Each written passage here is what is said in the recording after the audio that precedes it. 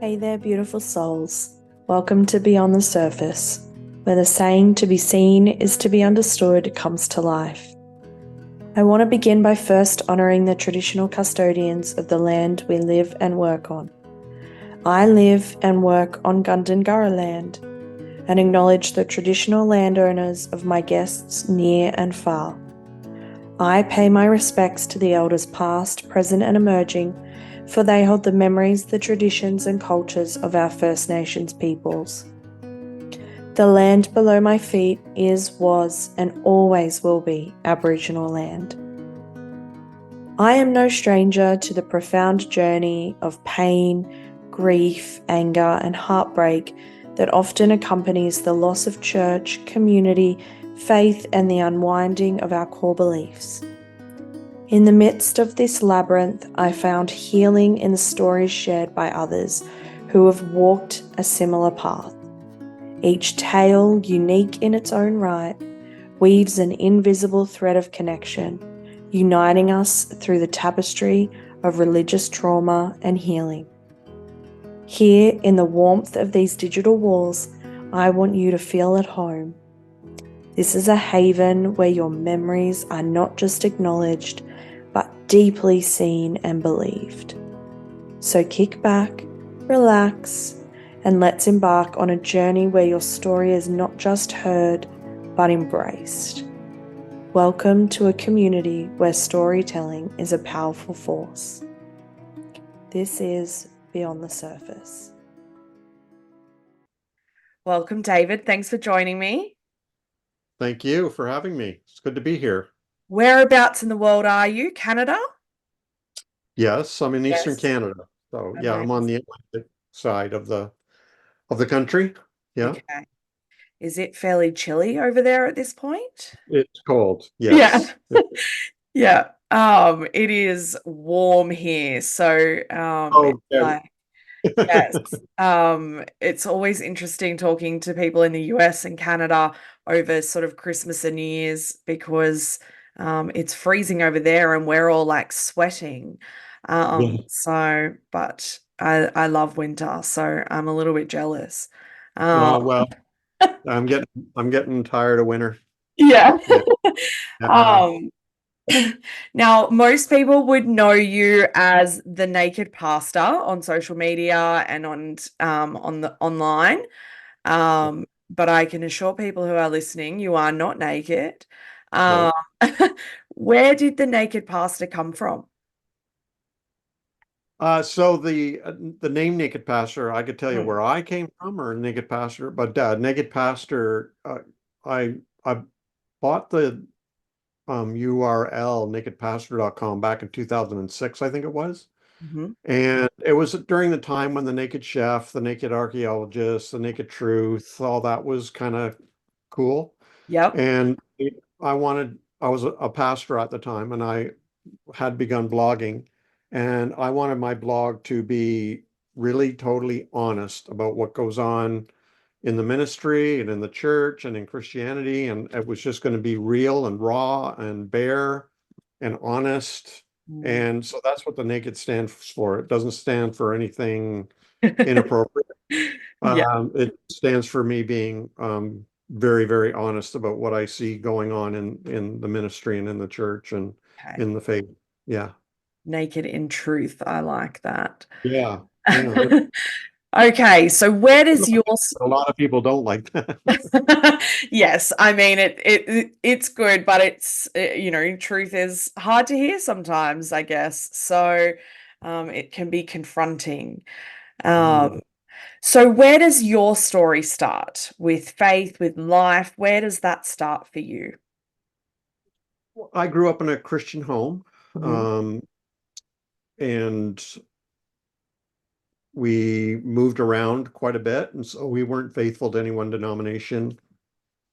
But when I was a teenager, I got born again, and we started going to a Baptist church. Okay. And then we switched to a Pentecostal church, and then I went to a Pentecostal Bible college. That's where I met my wife, Lisa. Mhm. Then I went to an evangelical seminary, Gordon Conwell in the US. And, from there, I I went into the Presbyterian church Mhm. and stayed in the Presbyterian church. I got ordained there and everything and served the Presbyterian church for quite a while. And Yeah. then switched to Vineyard, which a lot of people might not know what the Vineyard is, but it's kind of like Hillsong. So if you've heard of Hillsong and its style, Yeah. that's what the Vineyard is very much like. I actually, I think I know Vineyard based on their music, Yeah. like the music from Vineyard Church. Yeah. But so lots of different denominations, and Yeah. a lot of different ways of doing church. Yeah, I call myself my own ecumenical movement. It's like I say, like we moved around a lot and we weren't devoted to any one denomination or kind of church. And so we just went to where it was convenient or what we liked. And so I never had a sense of loyalty to any one denomination or one theology or, whatever. I really did float around a lot. So I think that was good for me. And I think it helped me be more it helped me gravitate towards churches that I thought were good for me and my Mm, family and so on.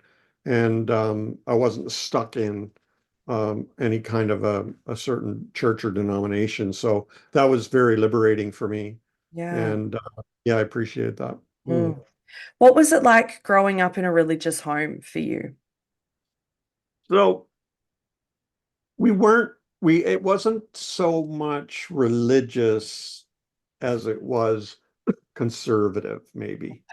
Okay. Like we would visit churches here and there, and I didn't learn until later in life that my mom and dad got born again at a Billy Graham crusade in Toronto. Oh, And wow. but they were conservative and spiritual and believers, I would say. But I grew up in a home where, there was my dad was British Mm, and um he was very much into like uh um the Templars and uh the Lost Tribe of Israel and mm. the British Israelites and Jewish eating like dietary laws and like my dad was very kind of like that. And he Okay. would have books in the house like uh about other like gods like what was that book gods where talking about crop circles and the pyramids and all these Ah, trees in the world and a lot about like demons and all this stuff, angels and end times, apocalyptic literature. And so, I got introduced to a bunch of that stuff, but also C.S. Lewis and, this kind of thing. So it was kind of a mixed bag where my dad was a reader and curious. And as a result, I was too. But it yeah. was quite a broad, what we'd say religious sort of a thing. Mm. Um, yeah, yeah, it's kind of strange. Hugely broad, hugely broad. I mean, from Yeah. crop circles to C.S. Lewis, you wouldn't You usually put know, them in the same home. no wonder I'm such a weirdo. I mean, the breadth of I guess knowledge that you would have been exposed to as a child would of course that's going to naturally provide a space for curiosity and learning. Yeah. Yeah, well, my dad was very into I wouldn't say conspiracy theories, but theories I- that ideas. yeah. So, with different Russian leaders being the Antichrist or, you know, um, different things like that. Like what got me saved Mm, was I was scared into the kingdom because of end time mm, theology and being left behind. yeah. Like that whole left behind stuff. Mm. had a profound effect on my life. Okay. And, and then my dad was interested in demons, and I've been to exorcisms and, you know, all this kind of stuff, and workshops, and late great planet Earth, and Satan's alive and well on planet Earth, and Oh, all this kind of stuff. So wow. yeah, I had quite an upbringing. But like Yeah. I said, on the other hand, I was surrounded by like encyclopedias and C.S. Lewis and authors like that as well. Mm. So it was interesting, to say the Yeah. least. And Hmm. I'm sitting here going, how does somebody who is surrounded by that end up, being born again? But like you said, fear does tend to, put the fear motivates us. So Yeah. so yeah, when did that fear sort of come to its peak and you, as you say, were born again? I would have been about 15 or 16 years old. Okay. And I was surrounded by hellfire and brimstone kind of preaching at Yeah. that time with the Baptist church. And this guy was into demons and exorcisms and all this Baptist pastor and end time stuff. Mm. And, we watched all the Left Behind stuff, and um what was it called? Left Behind? Anyway, it wasn't called Left Behind at that time. There was something, a precursor to that, but it was all about being left behind, and um, focus on the Middle East, and Yeah. events that were happening that seemed to be ushering in the end times, and yeah, so it it terrified me. Yeah. Really honestly was one of those who was profoundly uh, terrified of being left behind, or coming from school, nobody was home, and assuming that the rapture had taken place. Yeah, yeah. And I think that there is even, I mean, most Christians are taught the doctrine of hell because it's sort of at the core, but the rapture is an entirely different sort of scenario almost to that concept of, waking up and there being no one there, or like you said, coming home from school and no one being there. Yeah. I'm lucky that I, and this statement has probably never come out of my mouth. I'm lucky I was only sort of taught the doctrine of hell, not rapture, because, that concept of being left behind would be terrifying for a young person, for a Mhm. child to hear that. Uh, Yeah. yeah. At what point did it go from, I mean, obviously it came out, it was born out of fear, obviously, but how did that then turn into um, theological college and being a pastor? How did that happen? I think like as I grew up, and we ended up switching to the Pentecostal church, and there you have another whole bag of tricks Yes. with speaking in tongues and Yeah. miracles and healing and Yeah. prophecy, and all that stuff.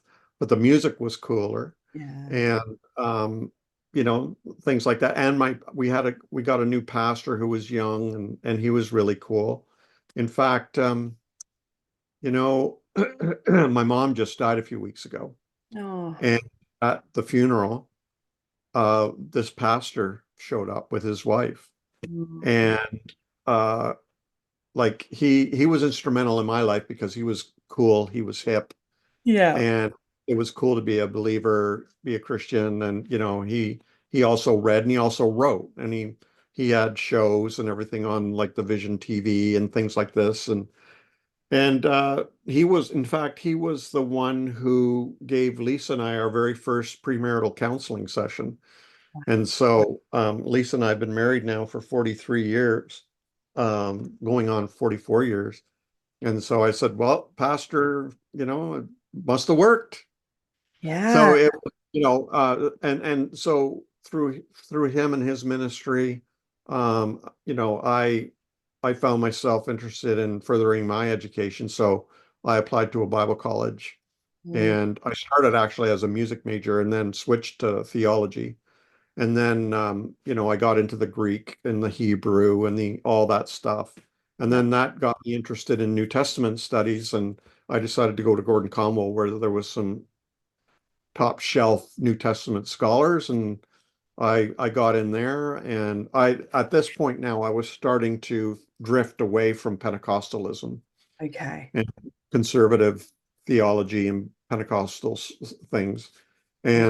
And I ended up serving as an assistant at a Presbyterian church, and I got interested in Reformed theology. And I ended up getting another degree to the equivalent of an MDiv, Master of Divinity, Mm. so I could serve as a pastor. But I got very interested in Reformed theology, and so that's how it all developed. It was all very slow Yeah. um, development of my theological world. And then, now I wouldn't call myself a Reformed theologian at all. I still appreciate many Reformed theologians and so on, but I wouldn't say that's my camp anymore. But, that it was instrumental in me developing my own spirituality and theological thinking for sure. Mm. I'm so sorry about your mom. Oh, thank you. I've Yeah, been, I I, really yeah, I, appreciate it. I obviously have been, I saw it on social media. It's always hard, regardless of, how, when it happens. Grief is hard. So I'm sorry. Thank you. She Um, was 87. She lived a long life, but she went very quickly, which on the yeah, one hand, uh, is a blessing because she would have hated it, a yeah, long drawn out thing. So mm, it was a blessing that way, but it was also shocking that she went so quick. And she was the kind of person that, I could call up at any time and we could just chat about anything. And yeah, so I'm really going to miss that. yeah, Yeah. absolutely. Which is weird because she is very conservative, but she loved my work. Yeah.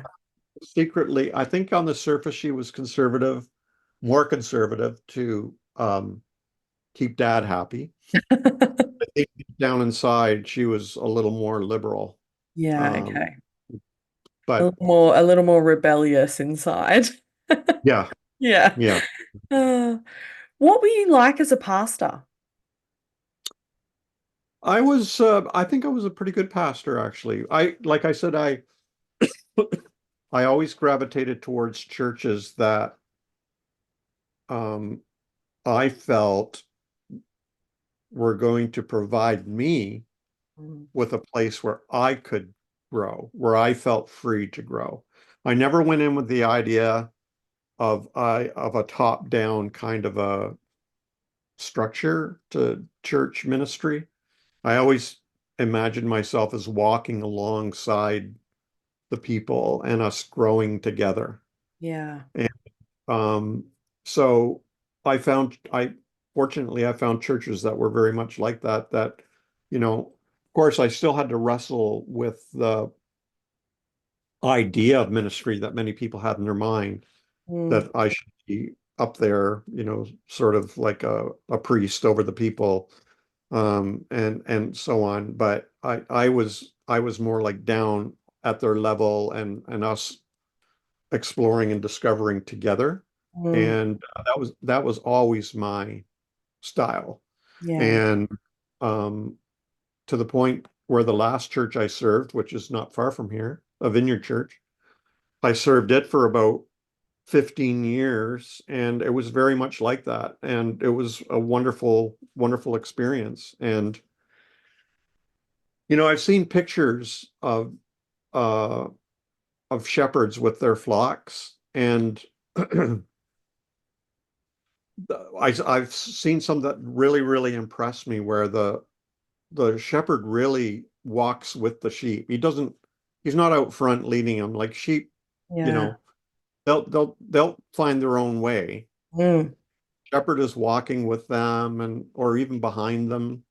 Yep. And he's looking out for danger, looking out for animals, looking out for poisonous weeds, looking for water, Mm. looking for shelter, all this.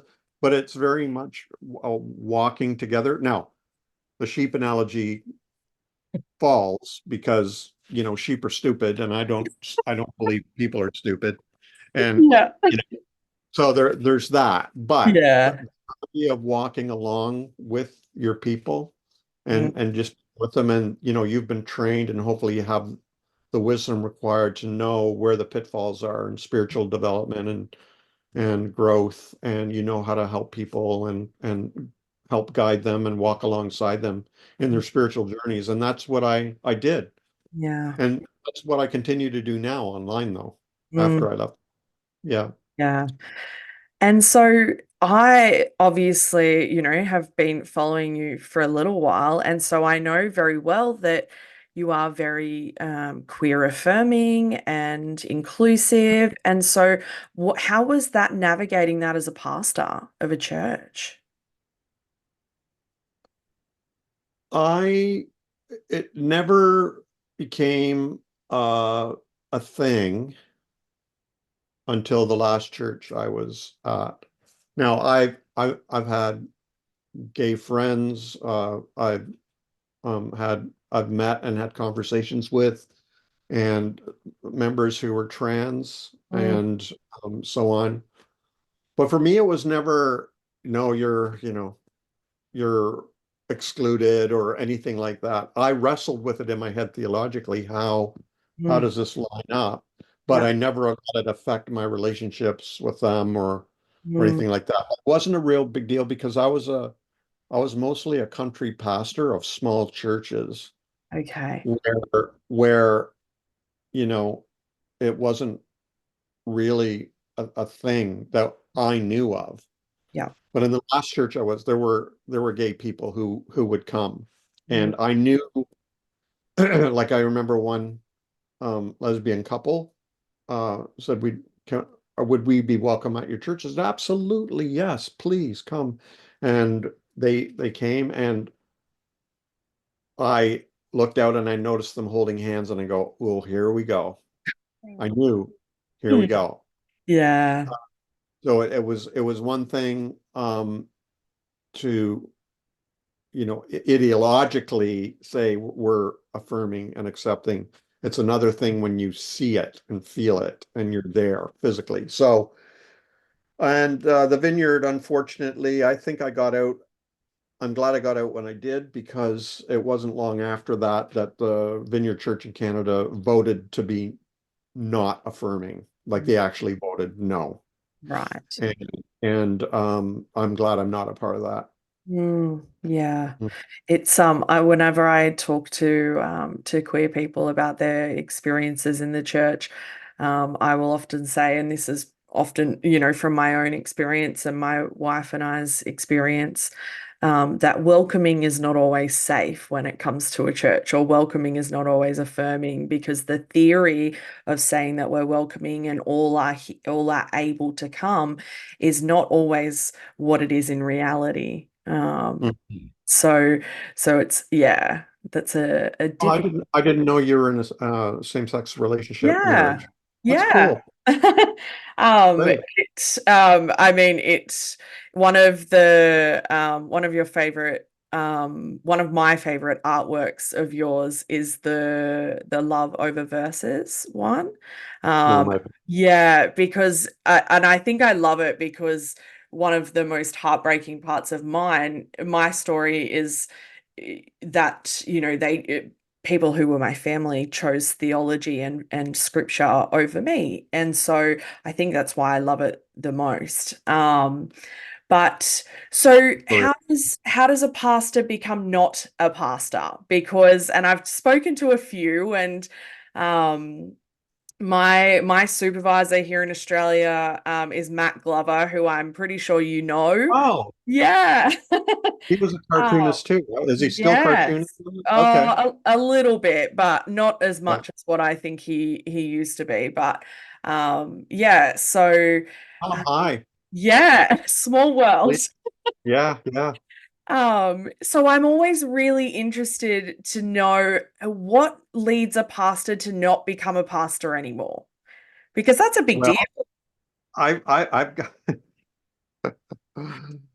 um so along with me not feeling like I needed to be loyal to any one denomination, Mm, I have discovered through the grapevine that my contract has been has not been renewed.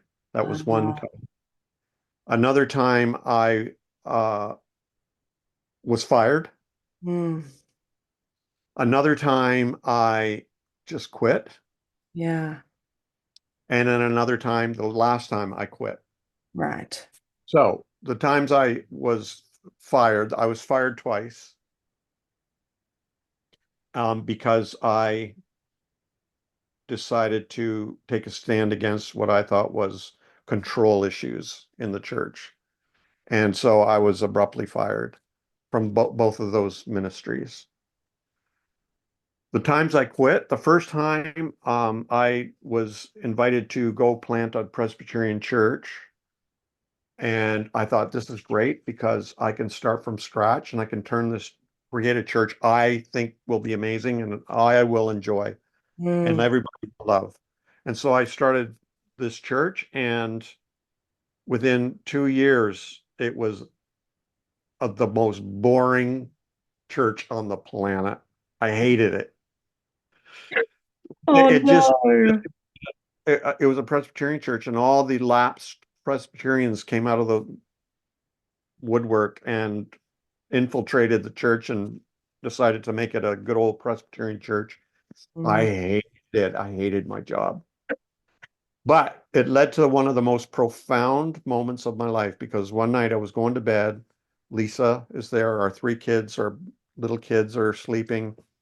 And I felt so depressed, so down, so hopeless, so trapped. And because, they're providing our housing, our vehicle allowance, my salary, our kids were in school, yeah. everything. I felt so trapped, and I thought, I have to do this for the rest of my life, like I hated it. And I went to sleep completely depressed and hopeless. Oh, But yeah. I had a dream, and in this dream, all I heard was the voice that said, "It's time." Mm.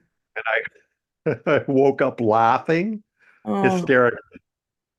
And Lisa woke up and she starts laughing, and the kids come running in and they jump on the bed and they're laughing, like, "What's so funny? What's so funny?" I said, "I'm not trapped at all. We can just quit. I can yeah. just."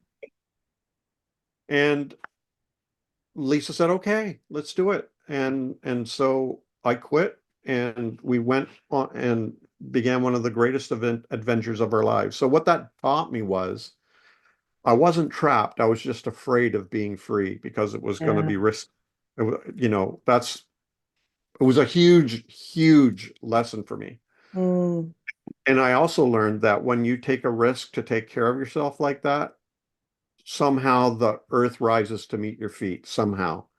yeah. So then in 2010, I was facing the same kind of thing where I was realizing, I was developing, my theology was developing, my philosophy, my style of ministry, and people were becoming more and more uncomfortable with, does your pastor believe in God anymore? And I realized, okay, my time's up. I can feel it. Plus, head Uh, office was telling me that they would like to see me run my material through them first.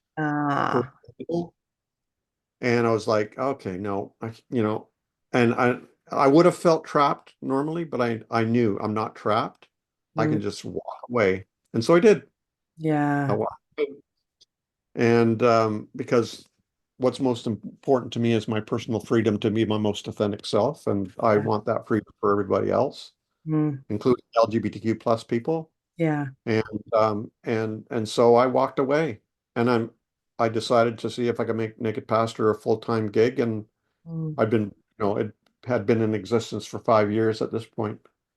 And so I put all my efforts into Naked Pastor, and here we are. yeah. Um, Yeah, I love the earth will rise to meet your feet. That's beautiful.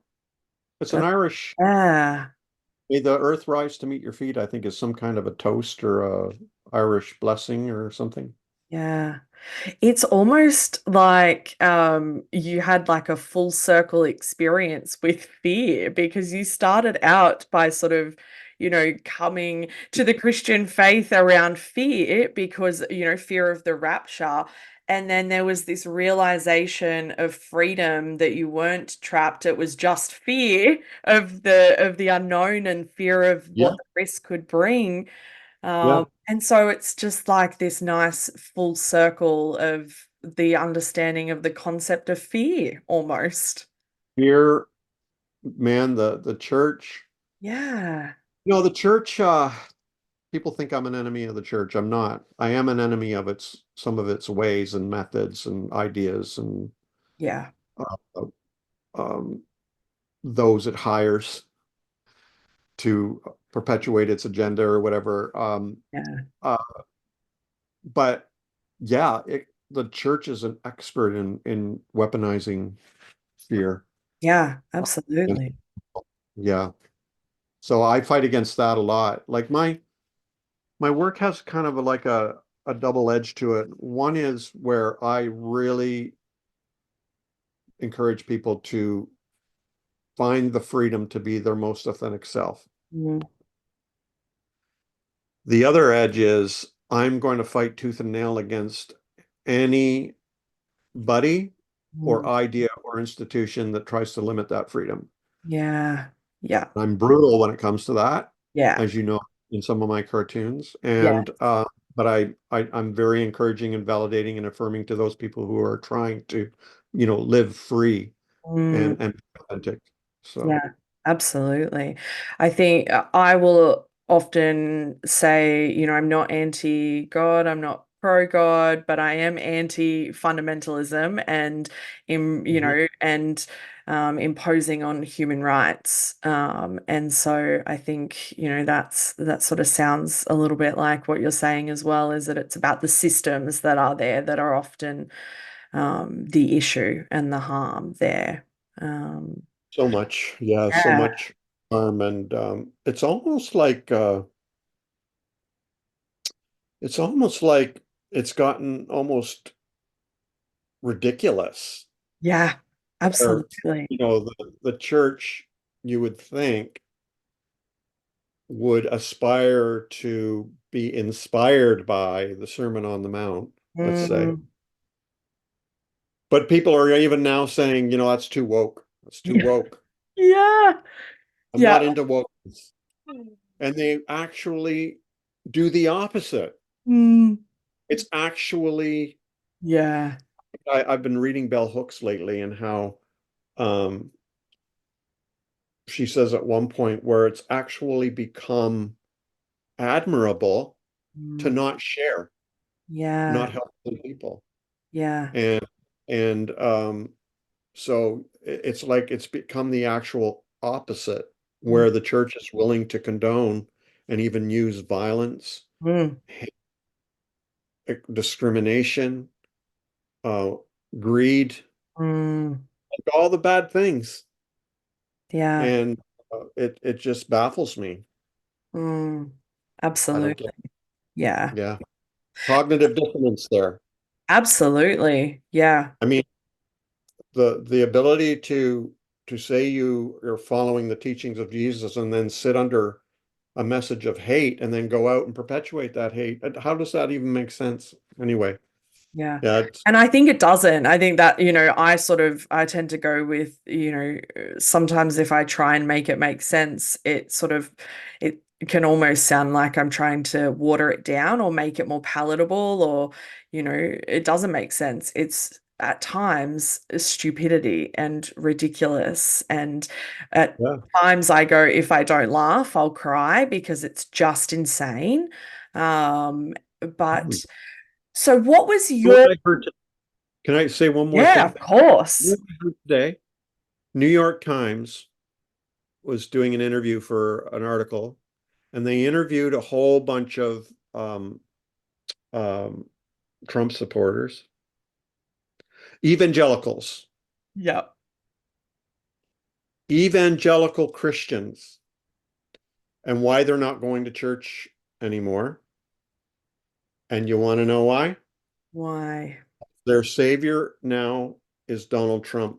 Oh my They God. actually say, we don't worship God, we worship Donald Trump. He's Oh, our Savior. Capital S, oh my Savior. gosh. It's like, that's quite a leap, in my Yeah. opinion. Oh, it's huge. It's like a universe-sized chasm. Oh my goodness. And terrifying. That's like when you said it, I was like, oh my gosh, that's terrifying for that to be the reality of some people. Um, oh, Yeah. I feel like that could be a whole other conversation. Um, Mm. but what was your personal deconstruction journey like? What did that look like for you? To anybody looking at me from the outside, it was very peaceful. Now I know deconstruction is anything but peaceful. No. So, okay, so I graduated from seminary the first time when I was about 25 years old.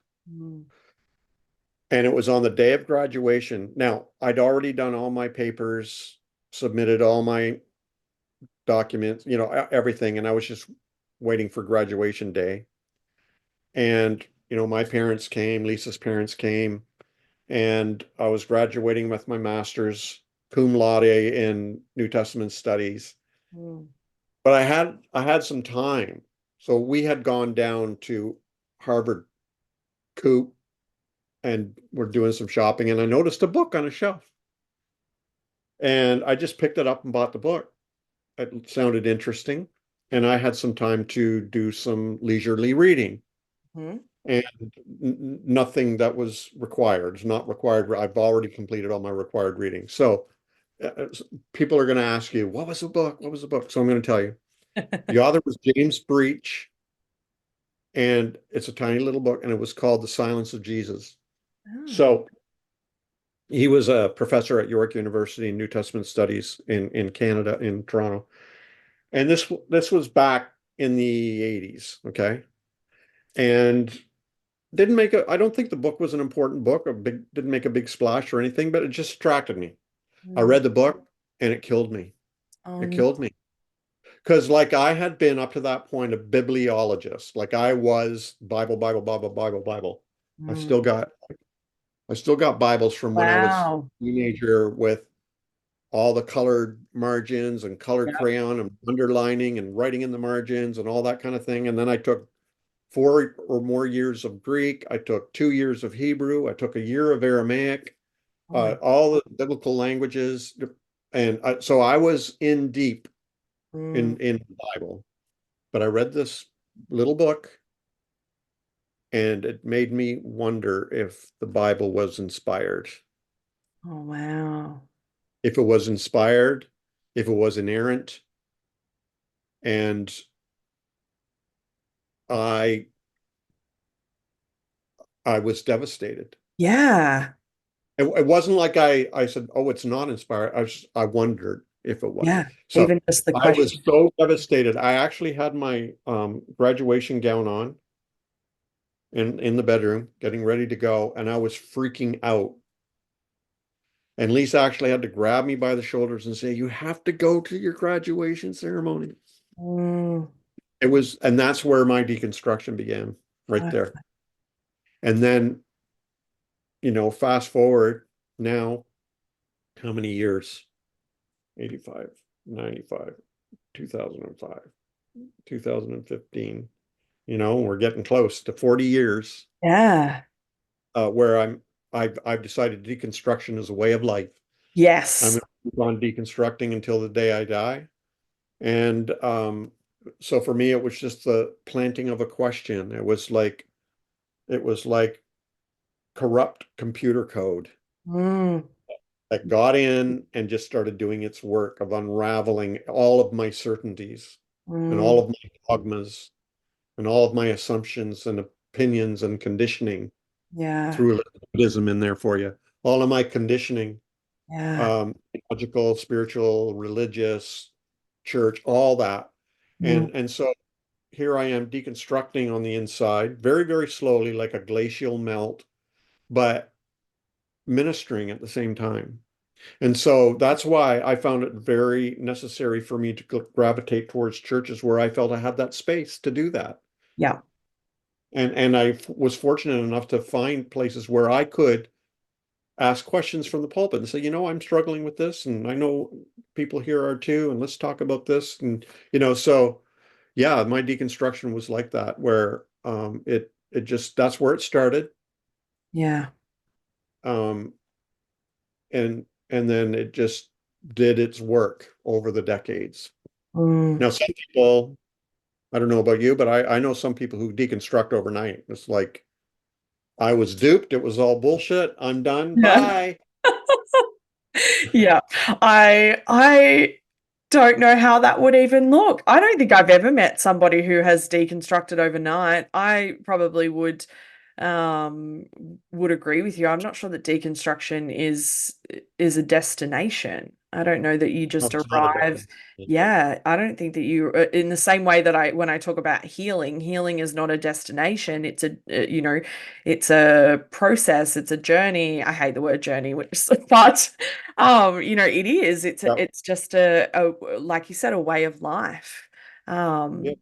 what was it like deconstructing before deconstruction was like it's a very hot word and a very trendy word. What was it like deconstructing before it was a thing to do? So in 2008, I was reading a French philosopher, Jacques Derrida, Mm. and he actually invented the word deconstruction, Wow. the French version, but Right. deconstruction. Uh, but he invented the word. Yeah. But I was invited to go to a workshop where we were all given a bunch of textbooks on hermeneutics, Mm. how to study the text, the Bible. And in all those books was a lot of talk about deconstruction. And Mm. the whole point of it was to show us the error of deconstruction. But I became a convert. Like it actually, Yeah. it made sense to me. It perfectly Yeah. described what I was experiencing. And so I co-opted the word. Mm. Innocently, naively, I started using the word deconstruction of my beliefs way Yeah. back in 2008, 2009. I've got the receipts because it's actually in my blog. And so then when I left the ministry in 2010, I actually had people calling me, "You sound like a deconstructionist," No. and stuff like that. And then in 2012, I started my online community called The Lasting Supper, where I actually invited people who were experiencing the deconstruction of their beliefs and their faith, Mm. uh, a safe place to do that. And and so I just, you know what? I just grabbed a word that described a universal human experience of Yeah. questioning your beliefs, which has happened all down through history as long as humankind has been on the planet. We've Yeah. always questioned our beliefs, always. I just use the word deconstruction to label it instead of backsliding Yeah. Oh my or goodness. being of the devil or Yeah. whatever. So I started using the word way back in 2008 or nine, and to just label something that has been going on for centuries. Now, it used to be in the old days, even in my lifetime, that you could be in a church, and if you started questioning your beliefs, you had two choices. One was shut up Mm.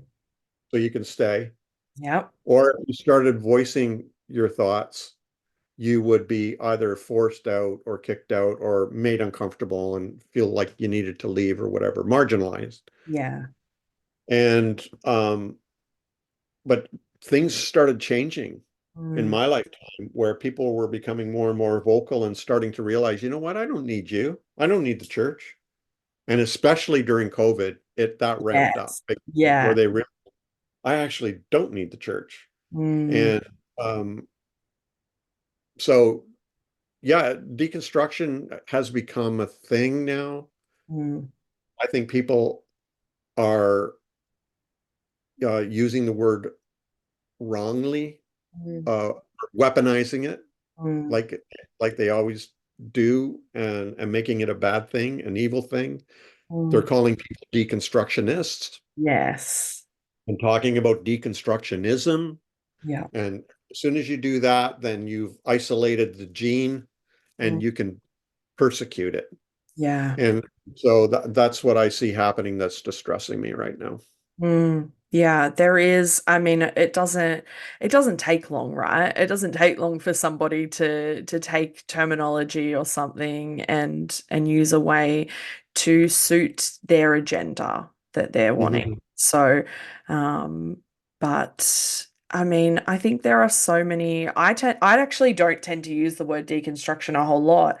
Um, I tend to use Mhm. the word detangling, but it is just a bit of it's semantics. They all mean the same thing. They all mean questioning, pulling apart, looking at it from different angles, all of those things.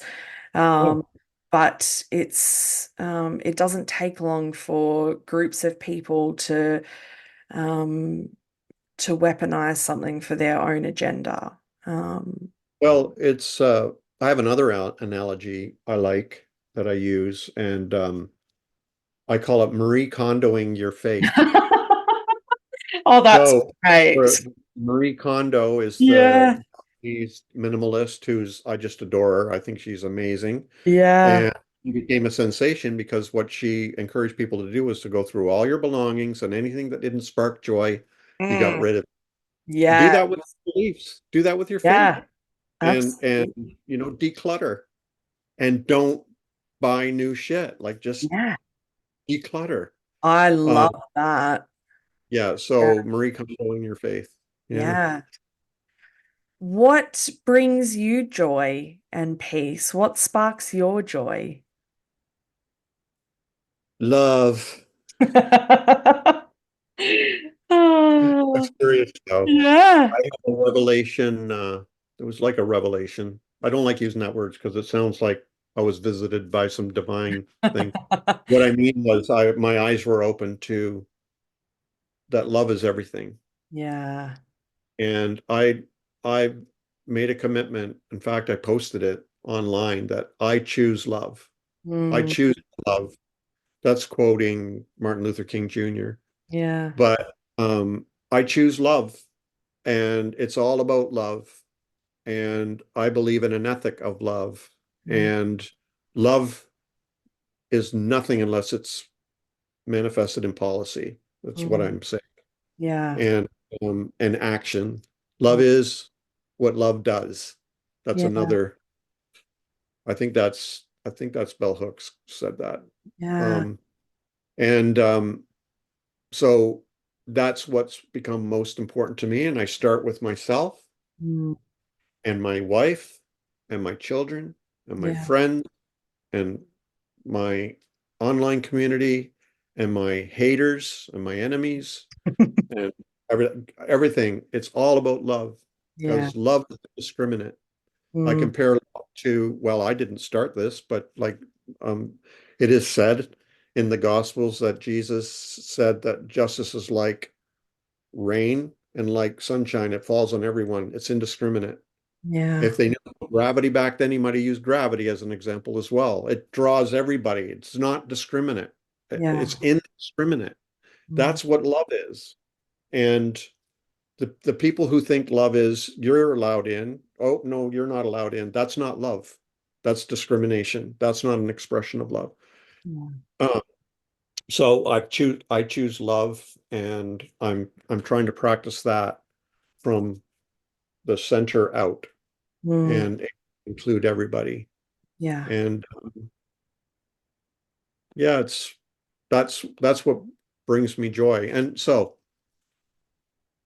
from the day-to-day thing, like Talisa and I are madly in love still.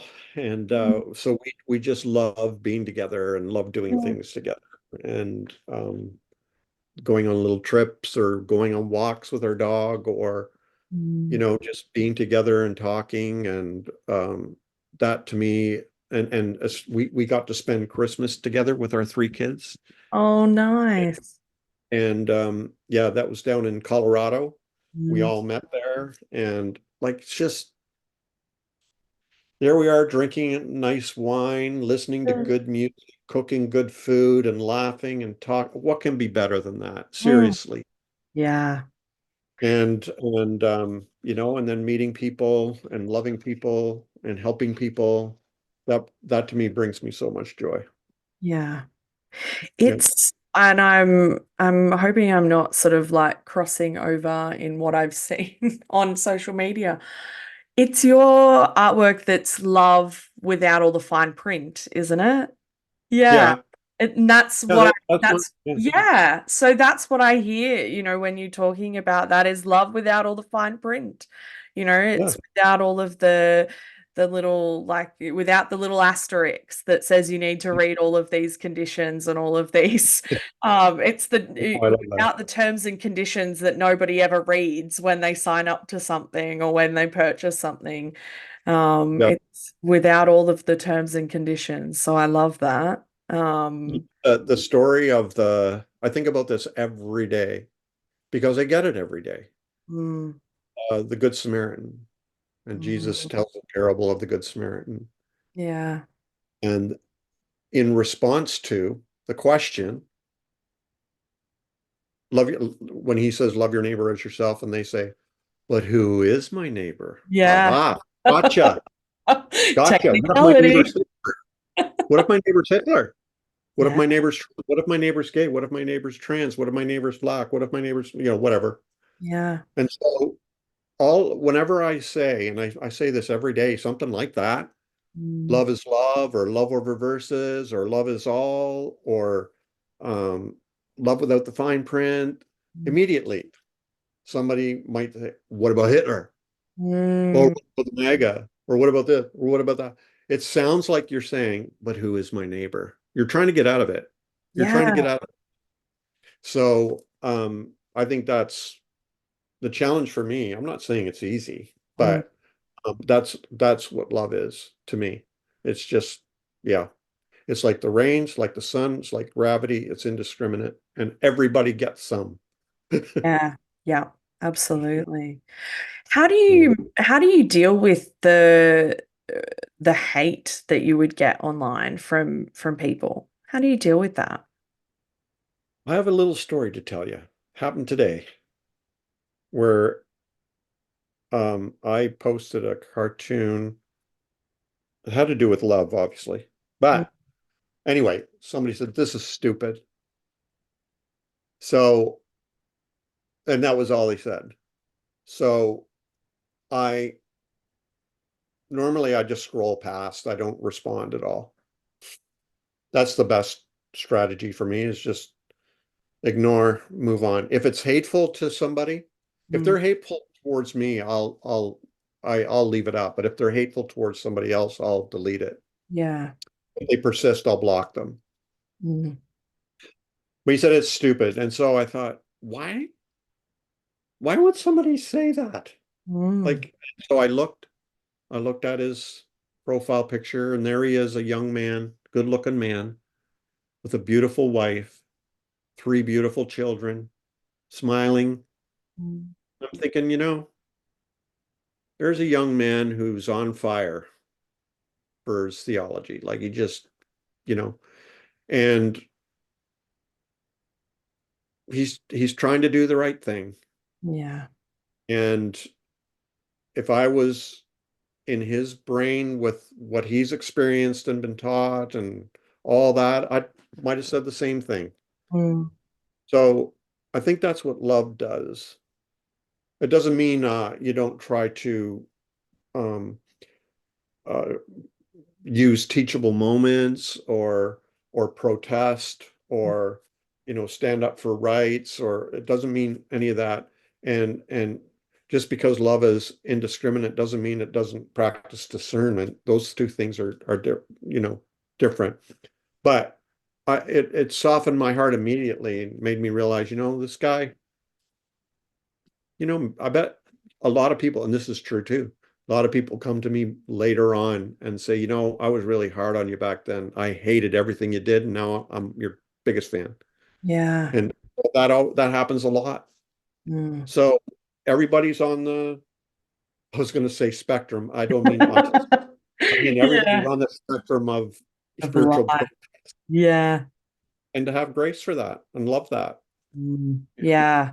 And I think that anybody who has gone through deconstruction, there is, well, for me personally anyway, I look back on the me from a decade ago and I would have hated the me I am right now because the me from 10 years ago would have, called out the stuff that I'm posting, would have said religious trauma, that's not a thing. And I would have been that person. And so for me, there's always an element of like, don't forget where you came from, almost. Don't forget the asshole that you were, essentially. And I mean, and that comes with great pain because of the harm that I perpetuated and the system that I held up as well. But that's just all part of deconstruction and sort of unraveling that journey. But yeah, um, Mhm. I think it's important to not forget the humanity in a human when you look at them, regardless of what they're spilling out. Yeah. Yeah, and love doesn't mean enabling, right? So No, no. it still means calling out all of those things, but it doesn't mean Yeah, you. like if there were a real person in my living room, Mm, and they were talking in ways people talk to me, I would say, I'd like you to leave because, yeah. I can handle it, but it's really upsetting everybody. Mm, And you're not welcome back until you learn how to uh, behave yeah, and be respectful. Yeah. and be respectful of others. And so um, I just sort of imagine myself, uh, you know, treating people as I would treat them face to face. Mm, And I'm most diligent on my Instagram account. The other accounts, it's hard. It makes it harder, like Twitter or X now. You can't yes. delete comments and stuff, so it's very, very difficult to moderate Mm, community there. But Instagram still gives you quite a bit of ability to moderate a community and keep it as safe as possible. So if people are bad mouthing me, that's one thing. But when they express hate or mm, violence or anything towards another person or a group, yeah, I delete them immediately, and I don't feel one iota of badness about that or yeah. regret, Yeah. because you're keeping a room safe, and you're not saying you're an evil person, you're gone forever. It's Mm, like, look, you can't talk that way yeah. here, Yeah. uh, and you can come back if you can behave, Mm, and with respect, even if you disagree with them. So, absolutely. Now, I've been finishing all of these episodes by asking what is your message, words of wisdom for somebody who is fresh into their process of deconstruction? They might have mhm. just left church or that first question is just intercepted. What would you say to them? Welcome, Welcome to the shit show. welcome, welcome to my nightmare. No, yeah, put on Uh, your seatbelt and wear a helmet, but enjoy the view. I mean, there's nowhere you have to be. You know what? When you finally get to where you think you're supposed to be, you will realize you've been there the whole time. yeah. You're there. You're already there. There's no more effort. There's no more ought and must and shoulds. Mm, You're there. You're free. Enjoy the space. Enjoy the peace. And there's reach out to people. I'm really good at responding to people. mm. Sam, I bet you are. Like, Yep. just reach out, find communities, join my Instagram account. Like, there's, but yeah, wear your seatbelt, wear a helmet. It can be bumpy, and I think a couple of the biggest pain points people experience when they are deconstructing is relationships. How Mm, do I navigate this now with my mom, my dad, my brothers, my sisters, family and friends and all that kind of thing. And the other one is loneliness, which they're kind of related. yeah. But church has a corner on the market and providing instant community. And when you leave that, it feels like a huge vacuum. And it Mm. takes a while to learn how to find your balance again and learn how to be human and social. Yeah. So the two big ones, but you can do it. I did it. Sam did it. Tons of people are doing it. And it doesn't have to be lonely though. Yeah. And reach out to people. Absolutely. There are communities out there. There are people There out are. there. Yeah, absolutely. Thank you so much for joining me. Yeah, my pleasure, Sam. It's been I great. enjoyed our conversation.